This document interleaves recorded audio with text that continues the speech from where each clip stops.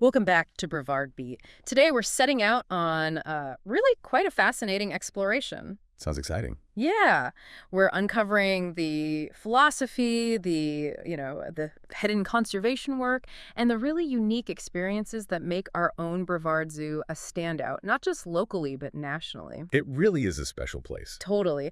So if you've ever wondered what happens behind the scenes at a top zoo, or maybe how your visit actually helps global conservation efforts, well, you're definitely in the right place today.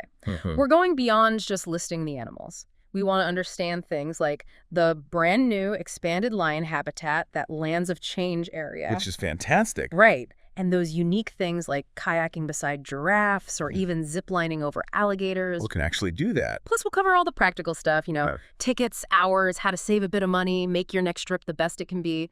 So let's get into this local gem. Absolutely. It's pretty remarkable how the Brevard Zoo has grown since it started. It's become this really vital center for conservation and education. Yeah. It's way more than just a fun day out. It's like an active hub making a real impact. It genuinely feels that way. Okay, so for anyone maybe just tuning in or new to the area, let's lay some groundwork.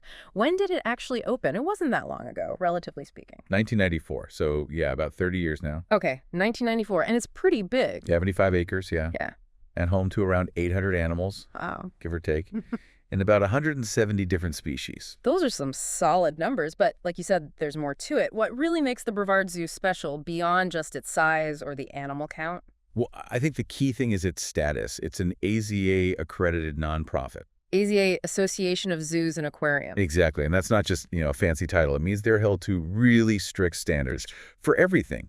Animal welfare, how they care for them ethically, and crucially, their commitment to conservation through education. Okay. So the AZA looks at habitat design, vet care, even managing genetics for breeding programs to keep populations healthy. So the animals aren't just exhibits, they're part of something bigger. Precisely. They're part of global efforts. And you see that in their work, both locally, like Yeah. helping rehabilitate Florida black bears. Right here in Florida. Yeah, right in our backyard.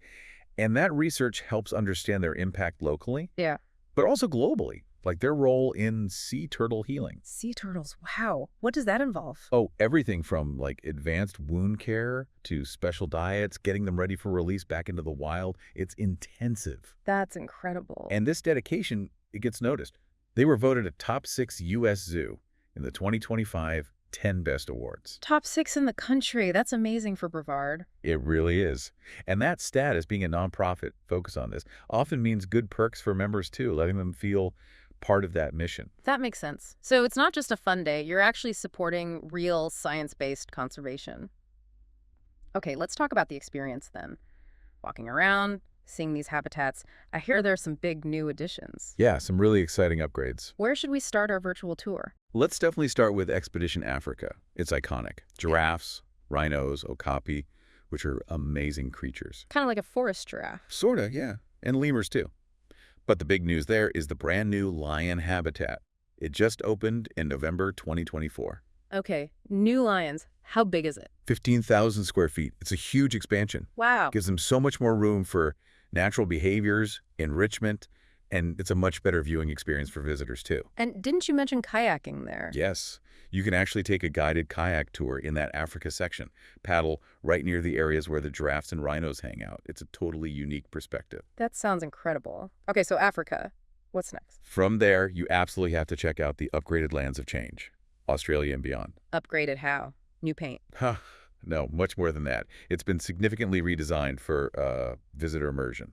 The walk-through kangaroo area is probably the best example. Walk through, like no fences. Well, natural barriers, clever viewing spots. You feel like you're in there with them. Right. It's that moment when a kangaroo is just a few feet away, chilling. That's special. Yeah, that connection. Exactly. And you've got Komodo dragons there, too, which are just awe-inspiring. Plus, vibrant aviaries for lorikeets and cockatiels. They might even land on you. Oh, fun. There's also a theater for shows. And some really cool, less common birds like cassowaries and ringled hornbills. It really feels like a journey. Okay, Australia covered. What else? Then you've got wild Florida and rainforest revealed. This area is great because it highlights our own local wildlife. Important stuff. Definitely. But it also transports you to the tropics with jaguars, monkeys, those bright pink flamingos. And this is where the Pause on Kids zone is. Ah, yes, the splash pad. Heard about that. Yeah, it's fantastic. Great interactive water features, perfect for kids to cool off and play. And finally, there's the Caribbean Trail. This sounds relaxing. It is. A bit more laid back. You might see blue iguanas roaming around, hear the Amazon parrots, and there's even a fun little pirate scavenger hunt along the trail. But scavenger hunt. Nice touch. So it sounds like each zone really has its own personality. You mentioned immersion. What makes these areas so engaging for everyone, kids and adults alike? What creates those aha moments? That's a really good point. It's down to thoughtful design, I think. They try to minimize those obvious barriers, make it feel more natural. Right. Like the kayaking, you're not just looking at the animals, you're on their level, sharing their space in a way. Yeah. And in Lands of Change, those walk-through areas create that immediate connection. For kids, Paws On isn't just flashing. It's sensory learning about water. Even the scavenger hunt makes you observe more closely. So it's intentional. Very intentional. It aims to foster that deeper personal connection, sparking curiosity whether you're 5 or 55. I love that. Okay, so beyond just walking around and soaking it all in, the Brevard Zoo is known for these extra interactive things, right? The adventure. The add-on experiences. Yeah, they might cost a bit extra, but they seem like they could make a visit truly memorable. What are some of the, must-do encounters or adventures? Oh, these are definitely where you create those core memories. Yeah. The animal encounters are top-notch, really educational close-up interactions. Like what? Well, there's the sloth encounter that's $45. You learn about them, see them up close. Super popular. Who doesn't love sloths? Exactly. Then there's the rhino encounter. That one's $29.90, or less for members, $19.95. You get insights into their biology, the conservation challenges. Wow. And they've added newer ones, too, like tortoise and gators, learning about local reptiles safely, and even an okapi encounter. The forest giraffe again? Yep. See these elusive animals up close. And for a really different view, the kayak tours we mentioned. Phenomenal. Guided ones. Yes, guided paddles. Through Expedition Africa, past the giraffes and zebras, or their tours through the Florida wetland section too, focusing on local wildlife. You see things you just don't see from the path. That sounds amazing. What about something more high energy? Then you want the treetop trek and aerial course. Okay, tell me about this. Zip lines. Oh yeah, it's way more than just a ropes course. You're high up, moving through the trees, over the wetlands. Wait, didn't you say over alligators? You absolutely zip line directly over the alligator habitat. No way. Yes way. It's thrilling. You get these incredible aerial views of the zoo. People come off that buzzing. I bet. That's definitely memorable. Anything else popular? Yeah, the classics are still great. The train ride around wild Florida is relaxing. And the feeding opportunities, lorikeets, stingrays, always a huge hit, especially with families. Can you feed kangaroos too? You can. Just $5 for a bowl of food. Yeah. It's a really sweet, surprisingly close interaction. And they offer private tours if you want something really tailored. Zip lining over gators, kayaking with rhinos. Okay, I'm sold. These sound like they really elevate the whole day. All right, let's get practical. People are excited. They want to go. What do they need to know to plan their visit? Let's start with tickets, cost, how to save money. Okay, planning essentials. General admission for adults is $32.95 if you buy online. It's a couple bucks more, $34.95 if you buy at the gate. So buy online. Easy saving right there. Definitely. Seniors are $27.95, kids $21.95, and little ones under 3 are free. Good to know. What about hours? They're open every day, 9:30 a.m. to 5:00 p.m. But the last entry is at 3:30 p.m., so don't show up right at closing time. Gotcha. Any perks for members on hours? Yes. Members get in early at 9 a.m. That half hour can be really nice, quieter. Nice. And summer hours. I feel like places sometimes stay open later. They do. Thursdays through Sundays in the summer. They stay open until 6:00 p.m. Good for beating some of the afternoon heat. Okay. And the big question for families, parking. Parking is completely free. Hallelujah. That's a huge plus. It really is. Saves a good chunk of change right there. Are there other discounts people should know about? Yeah, several good ones. Florida, SNAP, or WIC cardholders get 50% off admission, but you have to buy that on site. It's a great accessibility initiative. That's fantastic. Military members get $5 off. And if you're a member of another AZA zoo, check the reciprocity list, you might get a discount. Oh, good tip. And groups of 15 or more get a discount too. Perfect for school trips, bigger families. And memberships. Worth it. If you plan on going even just a couple of times a year, absolutely. Unlimited visits, the early entry, often guest passes or discounts on events, and cheaper rates on all those extras like encounters and treetop trek. It adds up quickly. Makes the zoo feel like your own backyard playground. Pretty much. Okay, so it sounds very accessible, lots of ways to save. Now, any insider tips, especially for locals or first-timers? Best time to go, what should you definitely bring? Or maybe leave at home? Yeah, good question. Best advice, go early. Especially in Florida. Mornings are better. Much better. Cooler, usually less crowded, and the animals are often more active first thing. Summer afternoons, often bring those pop-up showers. The 3 p.m. special. Exactly. So an early start just makes for a more comfortable day. What to bring? If you have kids hitting the pause-on zone, definitely a bathing suit or swim diaper. Right, the splash pad. A digital map on your phone is super useful for navigating its 75 acres. And a camera, obviously. Obviously. What not to bring? What are the rules? Okay, important ones for animal safety and the environment. No outside food or alcohol, no large coolers, no plastic straws. Those are a big no-no. Why straw specifically? They can easily end up in habitats or waterways and harm animals. Same idea behind no balloons either.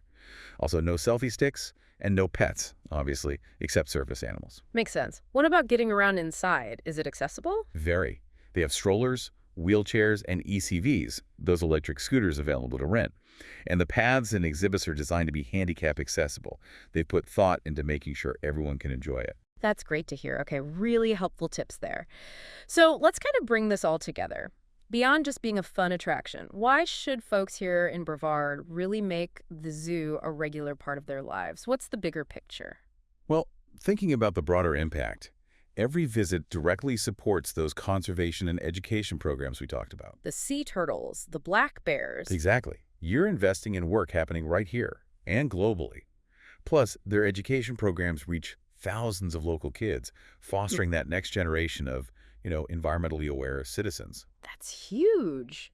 And it's just such a versatile place. It's perfect for a family day, creating those shared memories. But it's also, honestly, a really unique date idea. A date at the zoo. Think about it. Feeding giraffes together, ziplining, kayaking. It's way more interactive and memorable than just dinner and a movie. Okay, you've got a point there. And there's always a reason to go back. The revisit value is high. They have seasonal editions, special events all year like Boo at the Zoo in the fall, or evening events like Safari Under the Stars. Plus, those member perks keep it fresh. And looking ahead, supporting the zoo now also helps support their future projects, like the big aquarium they're planning. Right, the aquarium. That's going to be another massive asset. Definitely. So, what does this all mean for you, the listener? It means the Brevard Zoo isn't just another attraction. It's really a community asset. Yeah. It offers endless chances for discovery, for connection with animals, with nature, with each other, and a real chance to feel like you're part of something making a positive difference. It's something to be proud of right here in Brevard. Beautifully put. What an incredible journey through our Brevard Zoo. From exploring the amazing lands of change and that huge new lion habitat, to imagining kayaking through Africa or ziplining on the treetop trek. Makes you want to go right now. It really does. It's clear there's just so much happening there. Exciting, educational, and really impactful stuff. So we definitely encourage you, book those tickets online. Save a few bucks, and maybe even think about a membership if you're local. It's a great way to experience everything and support their work. We really hope this look at the zoo has given you a fresh perspective on this amazing local resource. And hey, we always love hearing from you. We do. If you have ideas for future shows, want to inquire about advertising, or just want to share your thoughts, drop us an email. It's diatzman@gmail.com. That's DHIEATZMAN@gmail.com. Yep, we really do want to hear from you. Tune in next time for more local gems. Until then, keep beating to the Brevard rhythm.